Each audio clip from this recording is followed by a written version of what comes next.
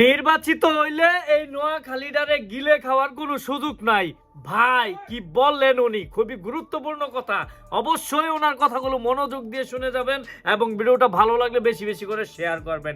আগে ওনার কথাগুলো শোনেন আর ভিডিওটা কিন্তু ভাই শেয়ার দিবেন বেশি বেশি। নির্বাচিত হইলে নোয়াখালীটাকে গিলে খাওয়ার কোনো সুযোগ নাই। 12 তারিখ আপনারা রাতের আধারে 500 টাকা খাইয়া যাকে ভোটটা মারি দিবেন তারা সারা বছর কষ্ট দিবে, তারা সারা বছর আপনাদেরকে জাহান্নামের আগুনে জ্বালাবে। আল্লাহর কসম, আমার মৃত মা বাবার কসম করে বলছি, পবিত্র কোরআনে হাত রেখে, যে আমার এমপির ভাতাটুকু আমি আবারও আপনাদেরকে এই প্রতি অসহায় 2টি থানার মধ্যে আমি দিয়ে বিতরণ করে দিয়ে, এবং আমি এটাও ঘোষণা করছি মহান আল্লাহকে সাক্ষী রেখে যে কোনো ধরনের টেন্ডারবাজি, দুর্নীতি, চাঁদাবাজি এই ধরনের কাজ তো দূরের কথা, আমার প্রতি মাসের যে আল্লাহ যদি আমাকে এমপি করায়, প্রতি মাসের যে সম্মানী এমপি সাহেবের যে বেতনটা এই 2 আসনের সবচেয়ে গরিব মানুষের মধ্যে আল্লাহকে সাক্ষী রেখে আমার মরহুম বাবা মায়ের নামে কসম করে আমি বলছি আমি সেটা দিয়ে দেব।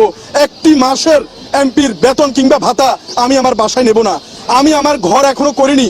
যতদিন পর্যন্ত কবিরহাট কোম্পানিগঞ্জের কোনো মানুষ গৃহহীন থাকবে, একজন এমপি হিসাবে আমি ঘর করব না।